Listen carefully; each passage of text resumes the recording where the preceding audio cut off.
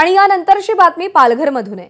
पालघरमध्ये जोरदार पाऊस सुरू आहे। पालघर, डहाणू, तलासरी भागात पावसाची संततधार कायम आहे। जिल्ह्यामध्ये चांगला पाऊस होत असल्याने जिल्ह्यातील धरणांच्या पाणी पातळीत वाढ झाली आहे। तिथून आढावा घेतलाय संतोष पाटील यांनी।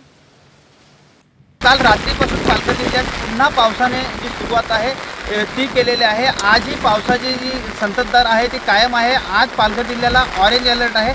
आपण पाहू शकतो की ज्या भात ते लावण्याच्या खोळंबल्या होत्या त्या आता शेतकऱ्यांनी पुन्हा सुरू केलेल्या कधी चांगल्या पद्धतीने भात लावणे आहेत त्या खूप ठिकाणी सुरू आहेत। एकूणच पाहायला गेलं तर काल रात्रीपासून जो पाऊस होतोय तो अगदी ठाणा सोडलं तर पुढे वाडा, विक्रमगड, जव्हार, मोखाडा ह्या तालुक्यात अगदी मुसळधार पाऊस सुरू आहे। तर दुसरीकडे पालघर तालुका असू द्या, डहाणू असू द्या किंवा तलासरी असू द्या या ठिकाणी जी पावसाची संततधार आहे।